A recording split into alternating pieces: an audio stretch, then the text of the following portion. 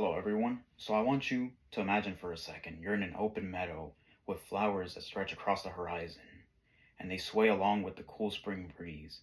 But in front of you is a towering, gnarled oak tree whose branches stretch wide and high, that even a gust of wind that could move the flowers with ease is not enough to disrupt this tall oak tree.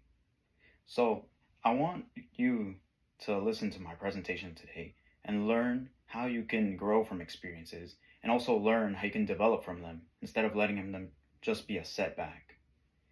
So this resilient growth of an oak tree is symbolic of my development through challenges, just as the mighty roots of a grown oak tree keep it from being disrupted from storms.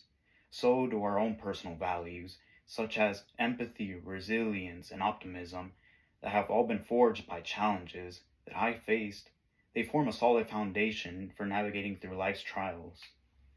So, in this presentation, all the scenarios I'm about to tell you I've been through. So I understand the difficulties and how you can sometimes feel like there's no way out of it. So I want you to learn how it is that you can overcome that. So moving to my first point, I've been bullied a lot. And through my time being bullied, I felt pretty hopeless. But I actually learned how to be resilient because of certain events that took place. So when I was in elementary school, I'd be bullied a lot, and it'd be the same people. They would come over and over. They would not only say words, but it would also turn into physical confrontations. But one day, my neighbor got wind of it and decided to help me. She told my mom, and then they went to the school and had it dealt with. And then from there on, I realized that we're not alone. And I felt the same hope come back. And I realized that in these tough times, you have to be resilient. And that resilience carried over to middle school, where the bullying continued. I learned a little bit better how to advocate for not only myself, but for others. So I saw someone get bullied, and I told the bully, hey, it's not good. There are consequences to the words you say. So I told the person that you have to be able to stand up for yourself. And if you don't know how, find someone who can, because we're not alone. So now that I spoke about resilience and how that came about from bullying, I want to turn your attention over to my next point about how you can learn to be more empathetic from losses. So I've experienced losses and I've had failures, as many of us here have, but I've learned that we have to be more empathetic. And that has brought me over to my first point. I've had a recent loss, and it's been my first loss. I've never experienced a loss in the family up until this point. And it was a difficult experience, but since everyone else in my family was having the same emotions and the same feelings of sadness, I knew I wasn't alone.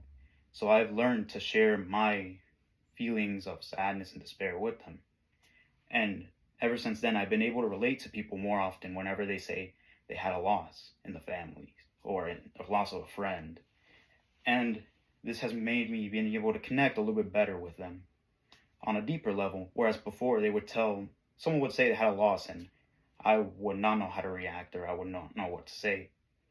And this carried over to when I had a friend who recently lost someone as well, and I was able to connect on a deeper level with them. I was telling them, oh, I understand, and this empathy made our friendship grow stronger.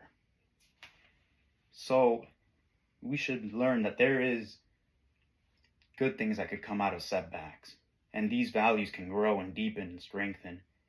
And that was proven by my next point, where I found new faith in Christianity. I was always going to church as a kid. We always went every Sunday, but I never had too much of a connection with it. That wasn't until after the loss I've told you guys about that a friend of mine started preaching near me, and I was curious, and I told him, hey, I'd like to learn more about it. And that's where it all started. I've actually managed to connect a little bit more with his message. I've understood, and then all the values in the Bible have kind of been adopted by me. And I've learned that there is something to look forward to, that in everything we do, we can have someone to depend on. And my optimism grew. So every time I approach a situation, I always approach it with an optimistic mindset that there'll always be something good. And if it's not what we think is good, it's because it had to be. So you can learn that we should be grateful for all these experiences, and we should take them as an opportunity to grow. We should see that from a setback like bullying, we can learn to be resilient. From a setback like losses, failures, we can learn to be empathetic. And even in our own personal beliefs, whether it be religious, like being Christian, or anything else, you can learn to be optimistic. So I want you to reflect on how you can learn and how you can grow from failures, losses, bullying, or any other setbacks, and how you can develop your skills and your values so that you can anchor yourself in the face of storms. It's important to remember that these values we hold are what anchor us in troubling times so that we can stay resilient and go forth and stand tall like mighty oak tree. Thank you.